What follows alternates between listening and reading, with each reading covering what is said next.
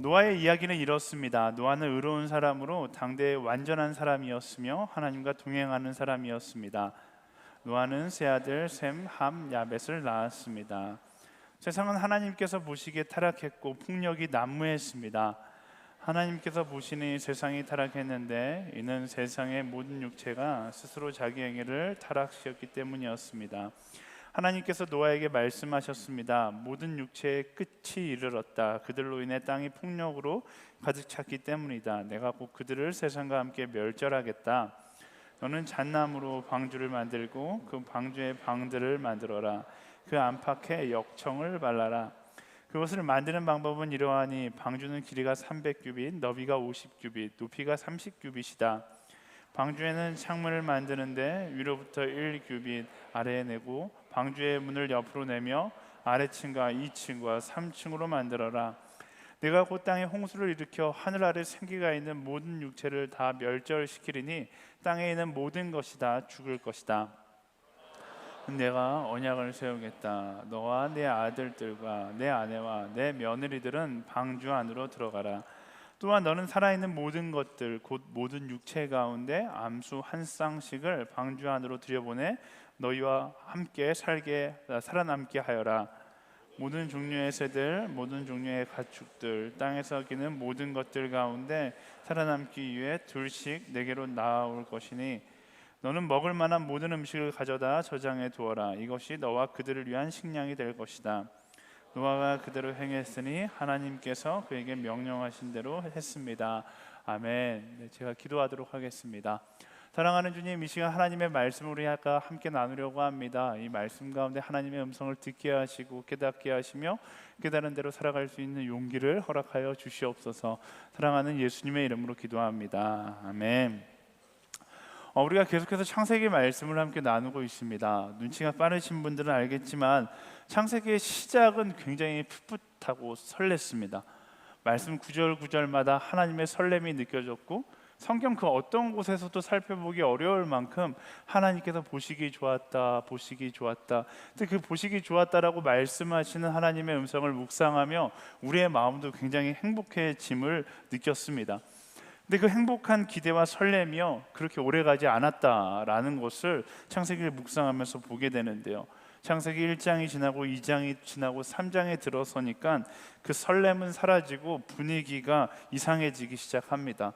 그리고 3장, 4장, 5장, 6장에 이르러서는 걷잡을 수 없는 하나님께서 창조하셨던 보시기 좋았던 세상의 모습은 없고 하나님께서 보고 안타까워하시고 정말로 슬퍼하시는 그런 세상이 되어버린 것을 오늘 말씀 가운데서 보게 됩니다.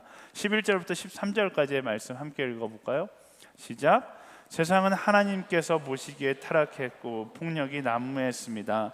하나님께서 보시니 세상이 타락했는데 이는 세상의 모든 육체가 스스로 자기 행위를 타락시켰기 때문이었습니다. 하나님께서 노아에게 말씀하셨습니다. 모든 육체의 끝이 이르렀다. 그들로 인해 땅이 폭력으로 가득 찼기 때문이다. 내가 곧 그들을 세상과 함께 멸절하겠다. 하나님께서 보시기에 좋았던 세상은 온데간데 없고 하나님 보시기에 타락했고 폭력이 난무한 세상이 되어버렸습니다. 그리고 하나님께서는 이 땅을 더 이상 축복의 대상으로 보는 것이 아니라 심판의 대상으로 바라보기 시작하고 이 땅을 심판하실 것을 계획하고 계시는 것이죠. 분명히 창세기 1장에서는 하나님의 로맨스 영화처럼 아주 아름답고 풋풋한 이야기가 시작되었는데 6장에 와서는 어느 순간 로맨스 영화는 끝나고 공포 호러 영화가 시작되어 버린 것이죠. 우리는 이런 장면을 보면서 혀를 차죠. 우리 조상들 왜 저렇게 살았을까? 왜 이렇게 어리석었을까? 그러니까 잘했어야지. 인간의 어리석음은 정말 끝이 없다. 탐욕의 결과는 패망이야. 이렇게 말할 수 있지만 우리의 모습을 돌아본다라면 우리가 과연 그렇게 말할 처지가 될까요? 우리는 스스로에게 너무나 관대합니다. 우리가 잘하고 있는가? 우리가 이때 역사적 사실들을 많이 알 수 없기 때문에 절대적으로 비교할 수는 없지만 이 시대의 흐름으로 상으로 봤을 때 악의 현상은 오늘 더하면 더했지 덜하지는 않을 것이다 라는 것을 우리는 추측해 볼 수 있습니다. 여러분, 우리가 너무나 악한 곳에 살고 있다 보니까 악에 무감각해져서 이 시대의 창세기 시대를 보면서 야, 이 시대 너무 악하다라고 이야기할 수 있지만, 여러분 역사의 흐름을 통해서 알 수 있잖아요. 악은 점점 더 희미해지지 않고 점점 더 명확해진다라는 겁니다. 어쩌면 우리가 정확하게 알 수 없지만 이 노아의 시대보다 더 악한 시대에 우리가 살고 있을 가능성이 훨씬 더 높다라는 것이죠. 제가 아마존에서 선교하고 있을 때 마을 전체 인구가 90명이 안 됐거든요.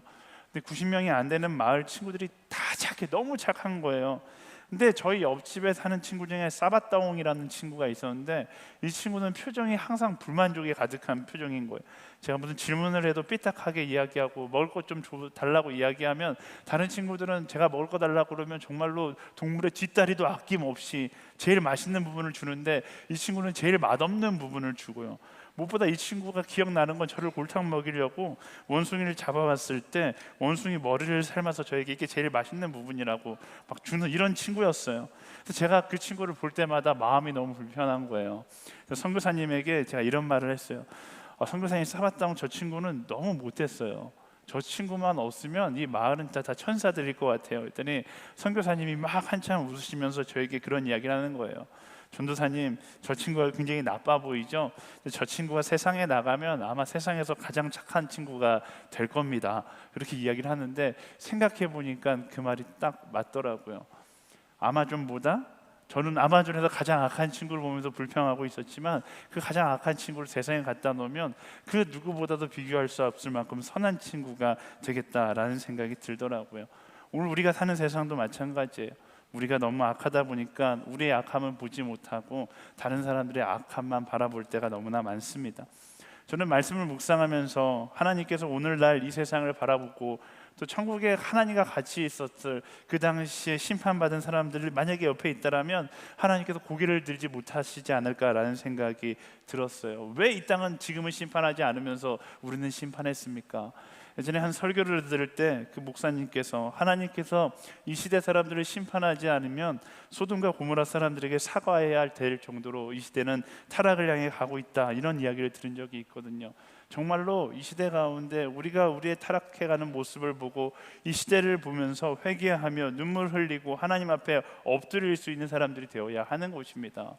창세기 6장의 역사를 보면서 동화책 읽듯이 한때 사람들이 이렇게 타락했었구나, 그렇게 회상하는 것이 아니라 오늘 우리의 모습을 보고 오늘 우리도 이들처럼 타락을 향해서 가고 있구나를 기억하고 어떻게 해야 돼요? 하나님 보시기에 좋은 모습을 회복하기 위하여 뒤돌아서서 나아갈 수 있는 우리 모두가 되어야 한다라는 것입니다. 우리 옆 사람에게 이야기해 줄까요? 당신은 생각처럼 선하지는 않습니다. 이렇게 이야기해 줄까요? 네. 우리는 기억해야 합니다. 우리가 선해서 하나님께서 심판하시지 않는 것이 아니라 역사 가운데 하나님의 인내심이 커졌기 때문에 우리를 심판하지 않으신 거예요. 하나님께서 우리를 심판하지 않으시는 것은 하나님의 인내하심이 커졌기 때문에, 또 하나님께서 여전히 우리를 포기하지 않고 기다리시기 때문에 오늘날 우리를 심판하지 않는 것입니다. 하나님께서 노아의 시대와 오늘의 시대 다른 점이 있다라면, 우리 시대 가운데 하나님은 더 이상 우리를 절망의 눈으로 바라보는 것이 아니라 우리를 소망의 눈으로 바라보신다라는 거예요. 하나님은 이 시대 이제 심판받을 만큼 타락했구나가 아니라 이 시대 가운데 숨어있는 하나님을 사랑하는 한 사람 한 사람을 바라보면서, 그래 너희들이 있으니까 이 시대에는 소망이 있다라고 말씀하시는 것이죠. 우리가 잘하는 이야기, 물이 없군요. 잘하는 이야기 있잖아요. 물을 한 컵 보면서 여기 물 반잔이 있네, 물 반밖에 없네 하는 사람이 있으면 반이나 남았네, 하나님의 입장은 지금 반이나 남았네 라는 거예요. 아니, 반이나 남지 않았죠. 한 몇 방울 남았네 바라보시면서 이 땅을 회복하실 것을 기대하고 있다라는 것입니다. 하나님께서 절망의 세상 가운데에서도 변하지 않는 소망을 품는 그 소망의 한 사람, 그게 누구인가? 그게 바로 여러분 한 사람 한 사람이다라는 거예요. 누가 하나님의 히든카드인가? 이 자리를 찾아서 예배의 자리에 나와 하나님을 바라보는 우리 한 사람 한 사람이 이 마지막 시대의 하나님의 히든카드이다라는 것입니다. 오늘 말씀 가운데 등장하는 소망의 사람, 하나님의 히든카드가 있죠. 하나님의 시선 가운데 서 있었던 한 사람, 바로 노아입니다. 오늘 그 노아의 모습을 함께 나누면서 하나님의 히든 카드로 이 땅 가운데 살아가는 삶은 어떤 모습인지를 함께 나누기를 소망합니다. 오늘 말씀은 아니지만 창세기 6장 8절 말씀 함께 읽어볼까요? 6장 8절 말씀 시작. 그러나 노아만은 여호와께 은혜를 입었습니다. 아멘. 모르겠어요. 그 당시 노아만 정말로 선했을지 알 수 없지만 어쨌든 말씀은 이야기하기를 노아만은 하나님께 은혜를 입었다라고 이야기합니다. 근데 제가 말씀을 묵상하다가 이 표현이 뭔가 이상한 거예요. 노아만 은혜를 입었다. 노아만 은혜를 입었다. 뭔가 이상하지 않습니까? 하나님께서 너무나 이기적이고 편파적인 것 같아요. 이렇게 다 모여 있는데 하나님께서 나는 오늘 조나스만 은혜를 입게 하겠다 이렇게 이야기하면 여러분 앉아 있는 모두가 다 불만을 가질 수밖에 없잖아요. 하나님 너무나 이기적이라는 생각이 들겠죠. 그래서 제가 정확한 원어의 의미를 한번 찾아보려고 정말로 오랜만에 히브리 성경을 펼쳐봤어요. 근데 이게 원어가 마짜헨이라는 단어더라고요. 여기서 헨은 은혜고 마짜는 찾았다라는 뜻입니다. 그래서 이거를 그 성경 번역본에도 여러 가지 성경 번역본이 있는데 이거 이제 교회를 오래 다니신 분들이면 기본적으로 아셔야 돼요. 성경을 그냥 히브리어로 읽으면 굉장히 어려워요. 그래서 이 히브리어를 의역해서 만들어 놓은 성경이 이제 여러분들이 보고 있는 우리말 성경 같은 성경이고요. 이 히브리어를 의역하기 전에 완전 워드 바이 워드로 만든 성경 버전이 YLT라는 버전이 있고, YLT는 문법적으로 너무 복잡해서 이해가 안 돼서 문법적으로 조금 이해를 시킬 수 있게끔 문법만 맞춰놓은 성경이 NASB라는 성경이 있습니다. 제가 무슨 얘기를 하고 있는지 모르겠어요. 어쨌든 제가 그래서 그 NASB 성경을 찾아보니까 이 문장이 이렇게 번역되어 있더라고요. But Noah found favor in the eyes of the Lord, 이렇게 번역이 되어 있어요. 그러나 노아는 하나님의 눈 안에서 은혜를 찾았다라고 번역이 되어 있는 것이죠. 원어의 의미로 정확하게 본다라면 하나님께서 노아만 은혜를 입게 한 것이 아니라 노아만 하나님의 은혜를 찾았다는 것을 알 수 있습니다. 하나님의 은혜는요, 노아에게만 주신 것이 아니라 모든 인류에게 다 주신 거예요.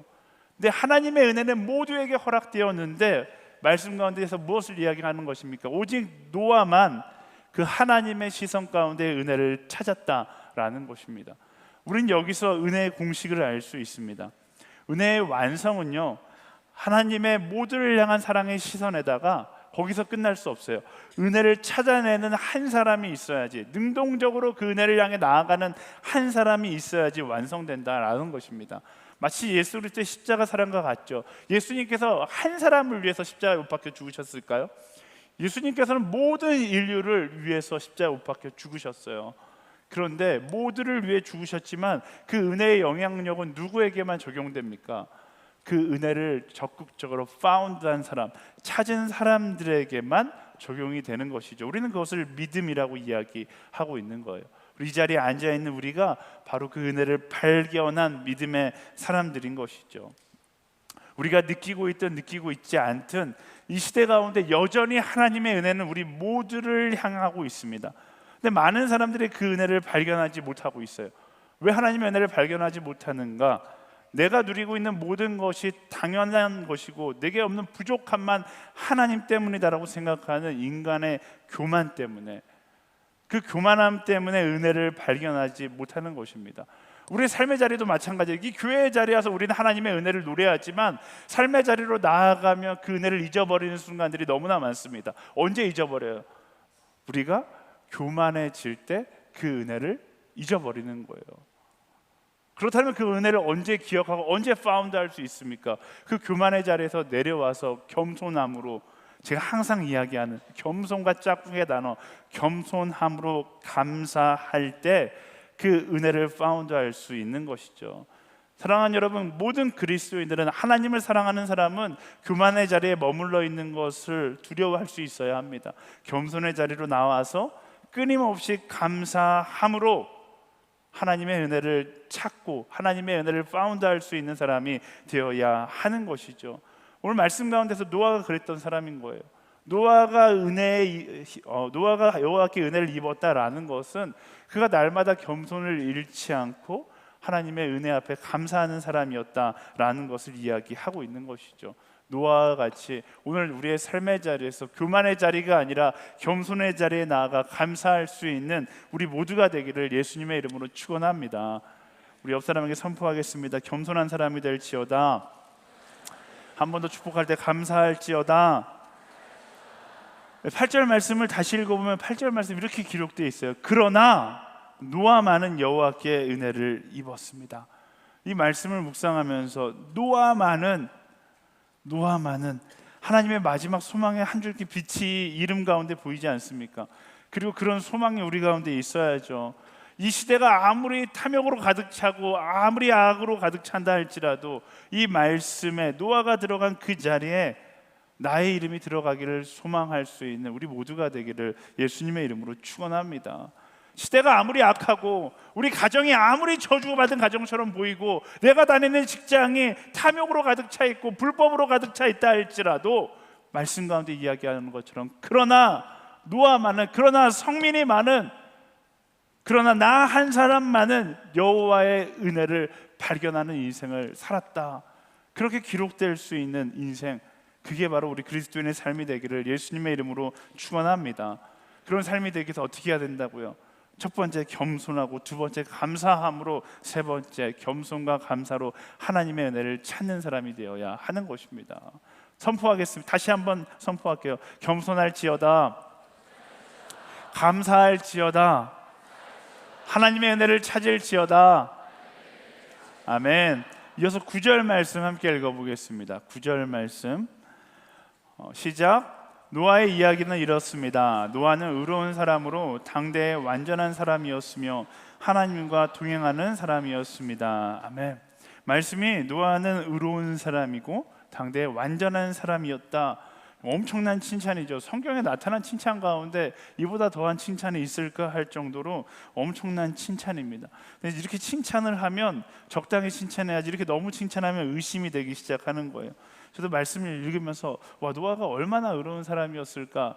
이제 성경을 읽어보신 분은 알겠지만 이 뒤에 이어지는 노아의 이야기들을 보면 노아가 그렇게 의로운 사람인가 이런 의심하기에 충분하거든요. 그런데 여기서 말하는 의로움과 여기서 말하는 완전함은 우리가 생각하는 의롭다, 우리가 생각하는 완전하다고는 다릅니다.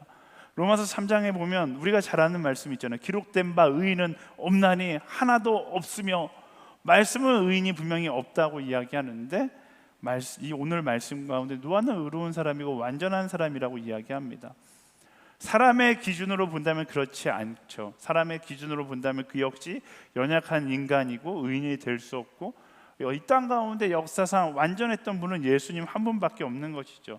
근데 무엇이 그를 의롭게 한 것인가? 무엇이 그를 의롭게 한 것인가? 앞서 나누었던 그가 하나님의 시선 가운데 발견한 하나님의 은혜가 그를 의롭게 한 것이고 그를 완전하게 한 것입니다.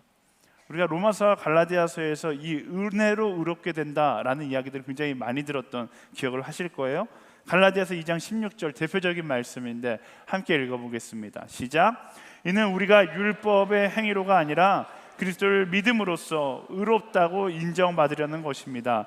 율법의 행위로는 어떤 육체도 의롭다고 인정받을 수 없기 때문입니다. 아멘. 말씀이 이야기해주고 있어요. 우리는 절대로 율법으로 혹은 스스로 의로워질 수 없는 사람입니다. 능력의 기준으로 완전해질 수 없는 사람인 것이죠. 하나님 보시기에 의로움과 완전함의 기준은 우리의 행위나 능력에 있지 않다는 것을 이 말씀 가운데서 알 수 있는 거예요. 선행의 양으로도 알 수 없습니다. 노아가 겸손함으로 하나님께 나아가 은혜를 발견함으로, 그 은혜를 발견함으로 의롭다 여겨지고 완전한 사람이라고 여김받게 된 것이죠. 마찬가지예요. 우리가 예수 그리스도의 십자가 앞에 서서 그 십자가를 믿음으로 고백할 때 그때 우리를 의롭다 여기시겠다라고 약속하셨던 그 말씀의 약속과 동일한 것입니다. 물론 세상의 평가는 다를 수 있습니다. 나 스스로의 평가도 다를 수 있어요.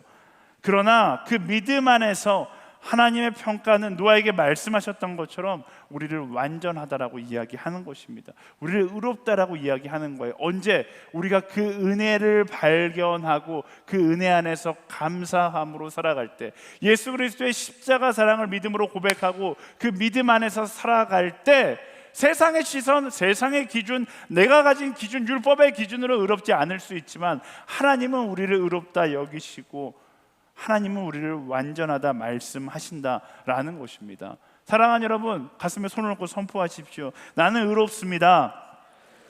정확하게 나는 하나님 보시기에 의롭습니다. 아멘. 그게 믿음의 사람의 고백이다라는 거예요. 물론 세상 사람들은 협박할 수 있습니다. 아니, 나 스스로가 내 안에 있는 내 자아가 그것을 부정하려고 할 수 있어요. 하지만 말씀이 그렇게 이야기하고 있기에 그 믿음을 가지고 담대하게 나아갈 수 있는 우리 모두가 되어야 하는 것입니다. 여름 아울리치가 되니까 예전에 그 대학청년부에서 함께 사역했던 한 목사님이 여름 아울리치 때 이제 한 교회에 가서 집회를 하시는데 갑자기 뒤에서 귀신 들린 사람이 일어나 막 소리치기 시작했다는 거예요. 막 소리를 치니까 이 목사님이 목사니까 어떻게 해야 될 거 아니에요. 그래서 가서 예수 그리스도를 명하노니 귀신아 떠나갈지 이렇게 이야기한 거죠.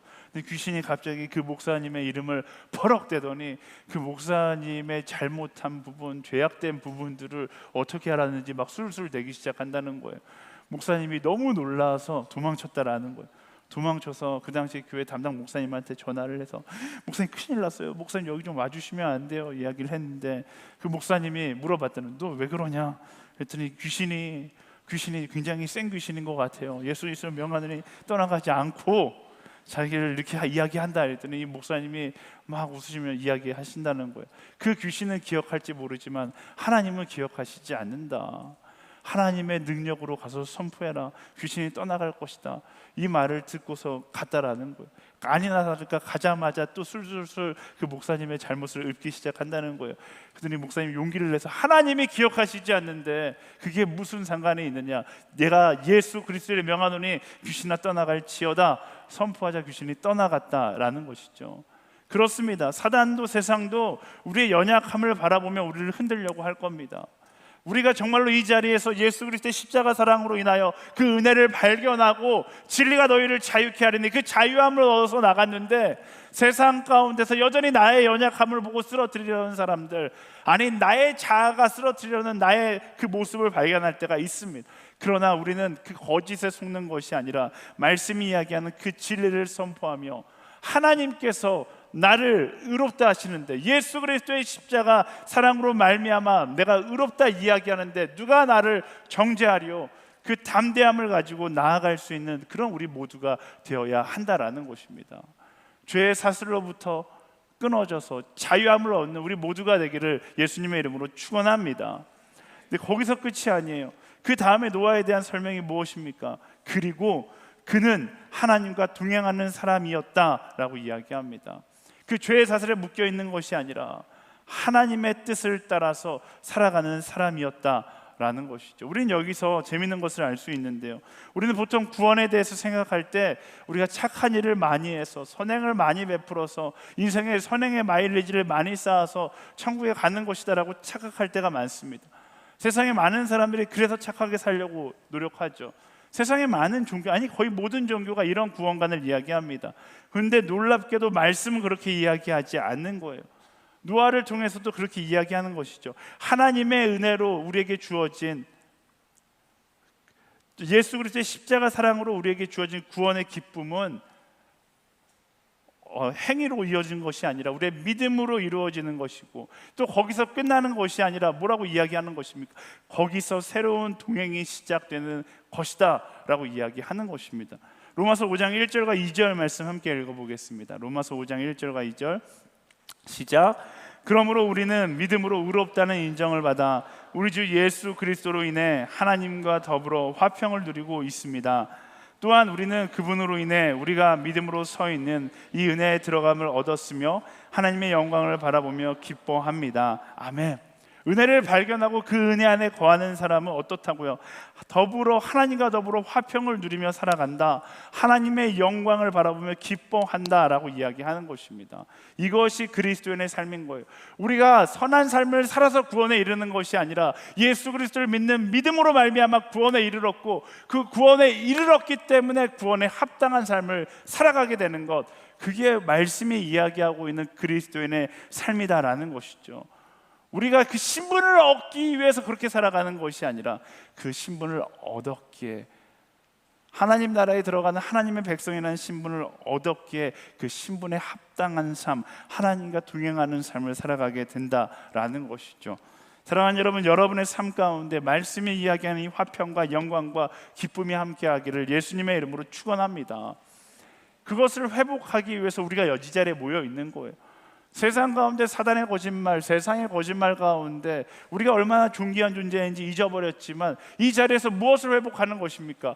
하나님의 은혜의 역사가 내 삶 가운데 나를 자유케 했다라는 것을 얻는 자리가 바로 이 자리예요. 우리가 세상의 소망을 얻기 위해서 간구하는 자리가 예배의 자리가 아니라 그 은혜의 기쁨을 회복하고, 내가 하나님께서 나를 용납하셨고 예수 그리스도의 십자가 사랑이 나를 구원에 초청했다는 그 사실을 기억하고 잃어버린 기쁨과 잃어버린 하나님과의 동행을 시작하기 위해 모인 자리가 바로 이 예배의 자리인 것입니다. 그리고 이 예배를 통해서 하나님께서 우리에게 이렇게 말씀하시는 것이죠. 사랑하는 나의 아들아, 사랑하는 나의 딸아, 세상을 따라 살아가는 것이 아니라 발견한 은혜를 따라 살아가라 라고 이야기하시는 것입니다. 노아는 은혜를 발견했고 그 은혜를 발견한 곳에서 멈추는 것이 아니라 그 은혜를 발견했기 때문에 그 하나님과 동행하는 삶을 살아갔던 것입니다. 우리도 마찬가지입니다. 하나님의 소망의 시선 가운데 예수 그리스도의 은혜를 발견했다라면 이제는 그 발견한 은혜, 예수 그리스도를 따라 살아가는 우리 모두가 되어야 하는 것이죠. 사랑하는 여러분, 구원받기 위해서 착하게 살아가는 것이 아니라 예수 그리스도를 믿는 그 믿음으로 말미암아 구원받았기 때문에 구원받은 자다운 삶을 살아가는 것을 우리가 기억하게 되기를 예수님의 이름으로 축원합니다. 우리 옆 사람에게 선포하겠습니다. 예수 그리스도를 따라 살아갈지어다. 한 번 더 선포할 때 구원받은 자답게 살아갈지어다. 아멘. 이어지는 14절에서 21절까지의 말씀은요, 하나님께서 노아에게 해야 할 일들을 말씀하시는 장면이 나옵니다. 이 말씀을 쭉 보다 보면 한 가지 특징을 알 수 있는데, 노아가 해야 할 일들, 하나님께서 말씀하시는 노아가 앞으로 감당해야 될 일들은 상상하기조차 어려운 일들입니다. 일단은 스케일 자체가 너무나 커요. 노아의 가족끼리 만들기에는 이 방주의 사이즈가 불가능해 보이는 사이즈입니다. 또 홍수도 마찬가지예요. 노아 시대 때는 홍수라는 건 상상할 수 없는 일들입니다. 어떤 창조 과학자들은 정확하진 않지만 노아 홍수 이전에 이 땅 가운데 비가 존재하지 않았다, 그런 이야기가 있어요. 그래서 창조 과학자들이 만드는 동화책들을 보면 그 창세기, 하나님께서 천지를 창조하실 때 없는 것이 한 가지 있어요. 뭐가 없을까요? 비가 없으니까 구름이 없겠죠. 구름이 없을 정도로, 그 당시에는 비가 없다라고 이야기하는 사람이 있을 정도로 노아 가족에게는 홍수라는 건 상상도 할 수 없습니다. 그런데 그래도 어쨌든 물이 있었으니까 배를 만들려고 그러는데 배에 기본적으로 필요한 것들이 있잖아요. 배가 나아가려면 돛이 필요하고 돛이나 노가 필요하고 배가 기본적으로 가져야 될 것들이 있는데, 하나님께서 말씀하시는 배의 모습은 배라고 하기보다는 그냥 박스에 가까워요. 그냥 직육면체의 박스에, 기능적으로는 전혀 쓸모가 없는 그런 배를 만들라고 이야기합니다. 노아가 만약 조금의 지식이라도 가져서 이것들을 막 생각하기 시작했다라면 하나님께 반문할 수 있었을 정도로 어처구니 없는 명령이 하나님께로부터 오는 것이죠. 거기다가 하이라이트는 뭐예요? 배를 만드는 것도 사실상 정말로 불가능해 보이는 일인데, 그 배를 만들어서 뭐 하라고 말씀하시냐면 동물들을 배에 태우라고 이야기합니다. 말도 안 되는 장면이죠. 말도 안 듣는 동물들이 어떻게 그들을 배에 태웁니까? 저희 집 강아지도 제가 아무리 불러도 오지 않는데 강아지 한 마리도 데리고 가기 힘든 이 세상 가운데에서 어떻게 그 모든 동물들을 거기다 넣을 수 있겠어요? 얼마 전에 헤이 SNS에서 한 친구가 질문했는데, 노아의 방주에 공룡들은 어떻게 탔습니까? 이런 질문을 하더라고요. 맞아요, 공룡도 노아의 방주에 탔을 거예요. 어떻게 탔을까? 저도 너무 궁금해서 그 창조과학 집사님께 물어봤더니 아주 현명하게 답해 주시더라고요. 아기 공룡 둘리를 태우면 되죠, 이렇게 이야기하시더라고요. 어쨌든 그런 동물들을 태우는 것, 인간적인 계산으로 본다면 불가능해 보이는 겁니다. 하나님의 명령의 스케일은 너무나 크고 허무맹랑한 내용으로 가득 채워져 있습니다. 믿음으로 가기에도 모든 것이 너무나 낭비처럼 여겨져요. 노아가 이 배를 만드는데 몇 년이라는 시간이 걸렸는 줄 아세요? 1년, 2년? 뭐 이 정도 시간이면 해볼만 하겠죠. 어떤 성경학자들은 70년이 걸렸다고도 이야기하고 어떤 성경학자들은 120년이 걸렸다고도 이야기합니다. 하나님의 명령을 듣고 70년, 120년을 쓰기에는 어떻게 보면 너무나 무모한 도전처럼 여겨질 수 있습니다. 근데 말씀은 뭐라고 이야기해요? 22절 말씀 함께 읽어볼까요? 시작. 노아가 그대로 행했더니 하나님께서 그에게 명령하신 대로 했습니다. 아멘.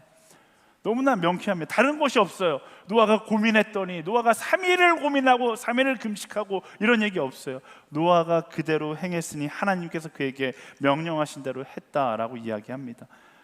노아에 관한 많은 영화들이 있는데 노아가 굉장히 이 장면에서 많은 고민을 하는 것처럼 묘사하도록, 단 한 영화도 이 노아가 고민을 안 하고 바로 배를 지었다라고 이야기하는 영화가 없어요. 근데 말씀은 무엇을 보여줍니까? 노아는 고민하지 않습니다. 여러분 성경을 보세요. 6장에서 7장 넘어가는 그 짧은 종이 한 장에 배가 다 만들어지거든요. 제가 말씀드린 120년이라는 시간이 이 종이 한 장에 쑥 지나가 버리는 거예요. 왜 이렇게 짧게 지나가냐면 그게 바로 그가 얼마나 고민 없이 순종했는지를 보여주는 것이죠. 하나님의 명령 앞에 노아는 고민하지 않았습니다. 단순하게 순종했어요. 그리고 그 순종을 통해 하나님은 놀라운 일을 이루셨다라는 것을 말씀 가운데서 볼 수 있습니다. 사랑하는 여러분, 이처럼 은혜 앞에 순종하는 사람이 되기를 예수님의 이름으로 축원합니다. 성경 가운데 위대한 믿음의 선배들의 똑같은 특징은 바로 여기 있어요. 단순하게 순종했다라는 것입니다. 나의 지성의 계산기를 내려놓고 말씀 앞에 순종했다라는 거예요. 홍해를 갈랐을 때도, 가나의 혼인잔치의 기적이 일어났을 때도, 다니엘이 기적을 그 가운데 체험했을 때도 항상 동일해요.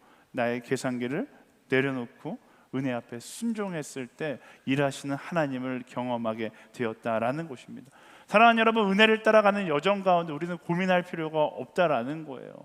우리는 순종하면 되는 것입니다. 순종할 때 말씀이 보여주는 것처럼 순종할 때 그 길을 만드시고 순종할 때 하나님의 놀라운 역사를 써내려 가시는 하나님의 역사의 한가운데 내가 서 있음을 그때 비로소 깨닫게 되는 것입니다. 그리스도인은 세상 가운데 나의 물질의 축적의 기쁨을 누리는 사람이 아닙니다. 그리스도인들은 세상 가운데 성공의 기쁨을 누리는 사람이 아닙니다. 그리스도인은 어떤 기쁨을 누리는 사람이에요? 말씀이 이야기하는 것처럼 순종의 희열, 순종의 기쁨을 누리며 살아가는 사람이 되어야 하는 것입니다. 내 인생 가운데 하나님께서 동행하신다는 그 동행의 기쁨을 누리기 위해서 가장 필요한 것은 노아가 보여주었던 바로 그 말씀 앞에 나의 계산이 아니라 말씀 앞에 순종할 수 있는 그 순종의 모습이 있어야 한다라는 것이죠. 사랑하는 여러분, 하나님의 말씀 앞에 순종할 수 있는 우리 모두가 되기를 예수님의 이름으로 축원합니다. 사랑하라는 그 계명 앞에 순종해 보세요. 하나님께서 그 계명에 순종하는 사람들 가운데 순종의 기쁨을 경험케 하실 것입니다. 땅까지 증인이 되리라 말씀하셨던 그 사명에 순종하는 자들에게 하나님께서 그 기쁨을 경험케 하시는 것입니다. 부르심에 순종하는 한 사람에게 하나님의 살아계심을 경험케 하는 것이 말씀이 우리에게 허락하고 있는 약속인 것이죠. 우리 옆 사람에게 선포하겠습니다. 말씀에 순종하는 사람이 될지어다. 아멘. 네, 오늘 말씀을 정리하겠습니다. 노아의 모습을 통해서 마지막 때에 사용하는 하나님의 사람에 대한 모습들을 나누었습니다. 이 시대는 분명히 악하고요, 노아 시대 때 노아 한 사람이 필요했지만 어쩌면 이 시대 가운데 하나님께서 찾으시는 더 많은 사람들이 필요할지 모릅니다. 그리고 그 많은 사람들이 바로 나라는 마음을 우리는 기억해야 하는 것이죠. 하나님께서 사용하는 사람의 모습은 어떤 모습이었습니까? 첫 번째, 은혜를 발견하는 사람이었습니다. 하나님의 은혜 공식 기억하세요. 하나님은 특정한 사람에게만 사랑과 은혜를 주시는 것이 아니라 이미 모든 인류 가운데 하나님의 은혜와 사랑을 주십니다. 우리가 그 은혜 앞에 믿음으로 그 은혜를 파운드하며 나아가야 하는 것이죠. 하나님의 은혜를 발견하는 사람이 되십시오. 발견함으로 어떻게 하는 거예요? 어떻게 발견한다고요?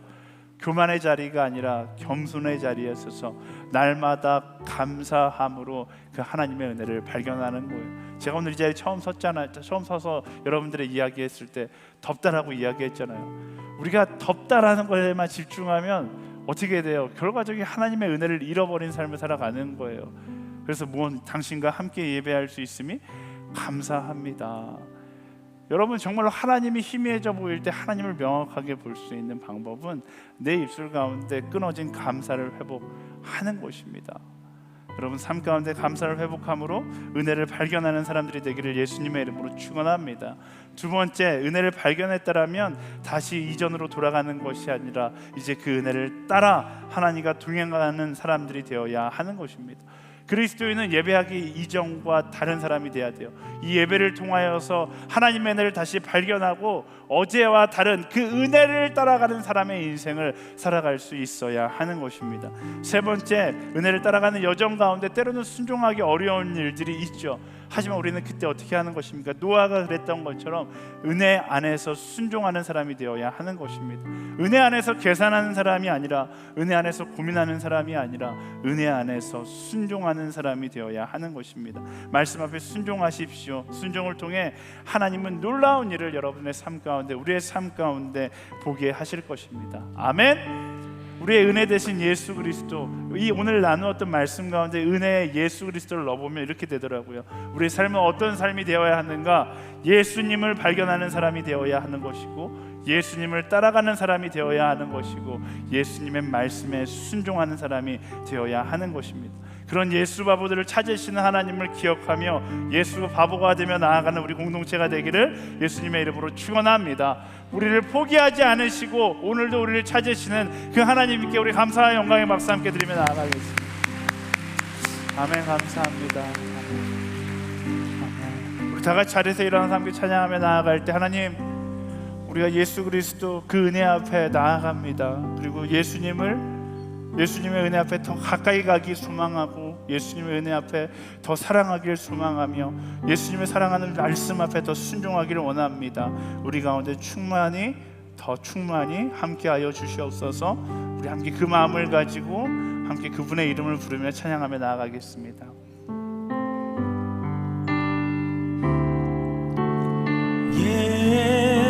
예수 사랑합니다.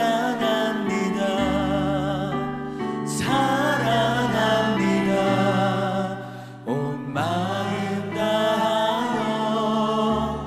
오직 주님 한 분만 간절히 원합니다. 예수 사랑합니다. 예수 사랑합니다.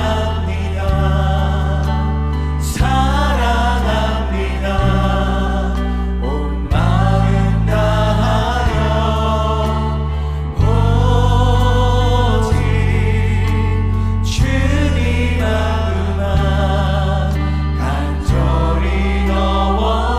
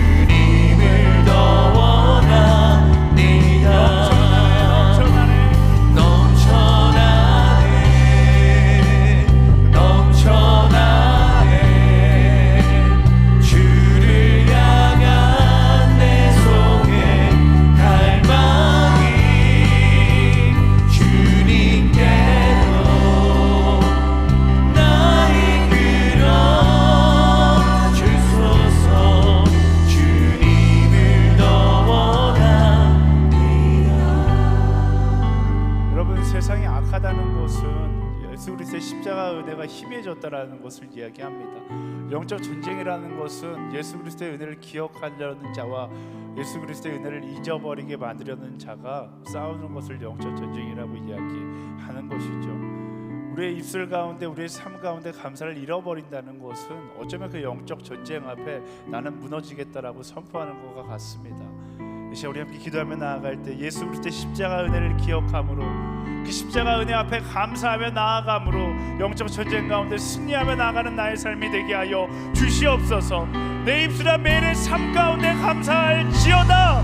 내가 예수 그리스도를 명하노니 내 삶의 모든 교만함은 떠나갈지어다. 하나님, 겸손함으로 날마다 감사함으로 그 은혜를 기억하고 그 하나님의 은혜를 발견하는 인생을 살아가게 하여 주시옵소서. 너와 같이 하나님 날마다 하나님의 은혜를 발견하며 나아가는 하나님의 사람 되게 하여 주시옵소서. 우리 주여 한번 부르짖고 함께 기도하며 나아가겠습니다. 주여, 하나님의 은혜를 발견할 수 있는 여러분의 은혜를 소망합니다. 우리 모두를 향한 하나님의 은혜를 나의 감사를 막막해버린 지 원망의 순간이 계시네 주소서. 하나님 그 은혜를 원하옵니다. 그 은혜를 마음까지 나눠가지 않게 하여 주시옵소서. 날마다 나의 삶 가운데 감사함으로 그 은혜를 기억하는 하나님 되게 하여 주시옵소서. 오늘도 내게 넘쳐나게 쏟아내 오늘도 우리가 함께 예수 그리스도의 십자가 사랑을 기억하는 하나님의 사랑 되게 하여 주시옵소서. 그 십자가를 기억하는 사람 되기를 소망합니다. 은혜의 걸음으로 걸어갈 수 있는 사람 되기를 소망합니다.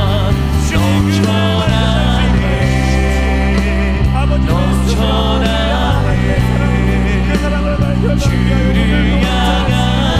우리 모두가 될 수 있도록 주님 인도하여 주시옵소서.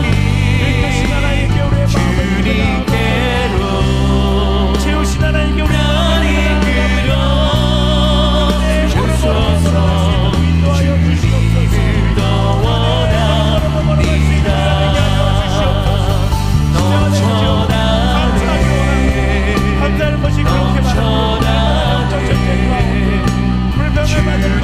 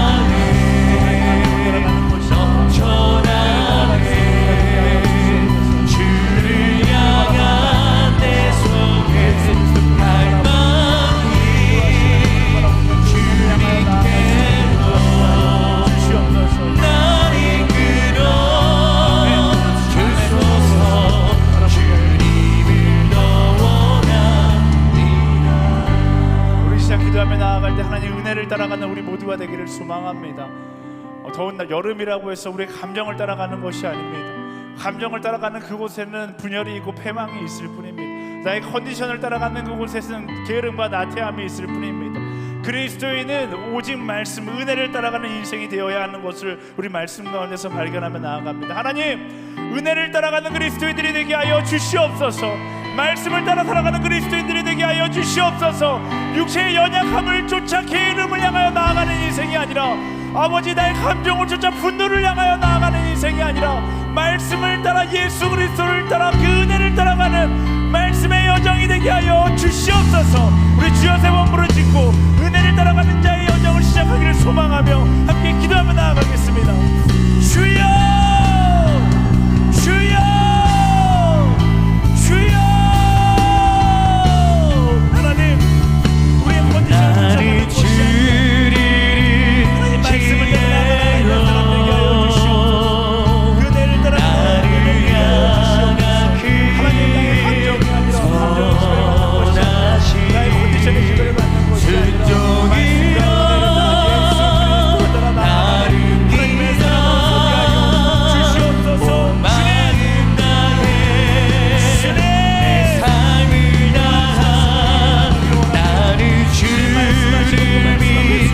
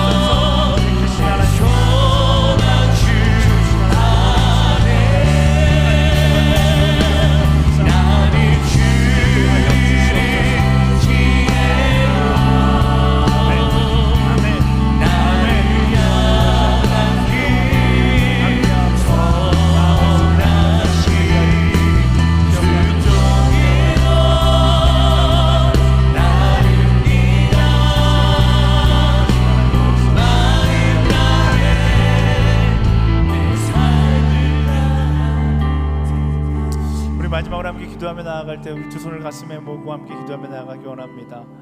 은혜를 따라가는 삶은 결코 평탄하지 않습니다.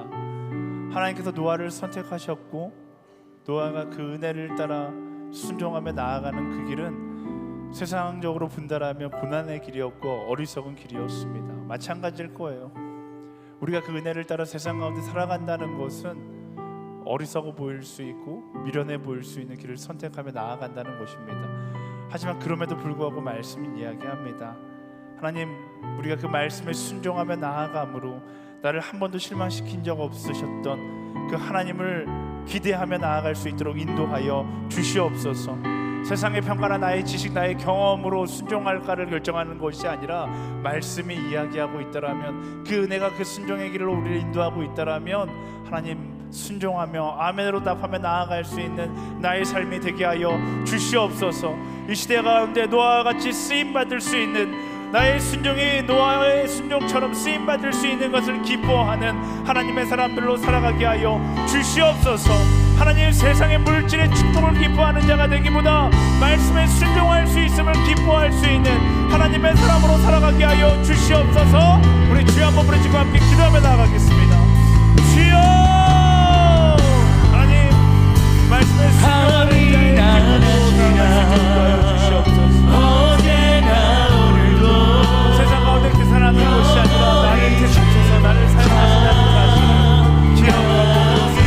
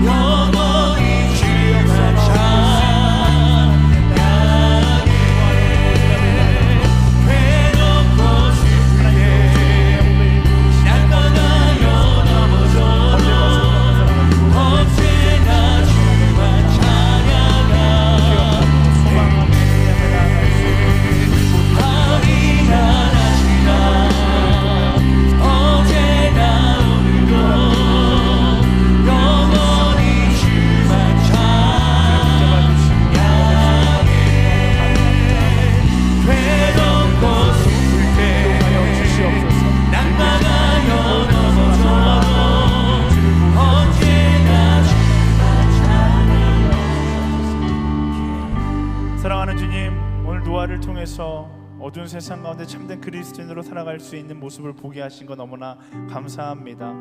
무엇보다도 교만의 자리에 서 있기보다 겸손한 자리에 내려와 하나님의 은혜를 발견할 수 있는 우리 모두가 되게 하여 주시옵소서. 또 그 발견한 은혜를 따라 순종하며 걸어갈 수 있는 하나님의 사람들로 살아가게 하여 주시옵소서. 말씀하신 대로 그 순종함으로 화평케 하셨던 예수님을 따라 삶의 자리에서 참된 평화를 선포하는 사람 되게 하시며 그렇게 살아가게 하여 주시옵소서. 하나님의 증거로, 하나님의 증인으로 살아가게 되기를 소망합니다. 우리의 순종을 통하여 하나님 나라의 놀라운 역사가 이 땅 가운데 이루어지기를 선포하며 기뻐할 수 있는 우리 모두가 되게 하여 주시옵소서. 이끄신 하나님께 모든 것을 맡겨드리며 살아계신 예수 그리스도의 이름으로 기도드립니다. 아멘. 우리 기도 가운데 함께 하신 하나님께 감사의 영광의 박수 드리겠습니다. 아멘. 우리 자리에 앉도록 하겠습니다.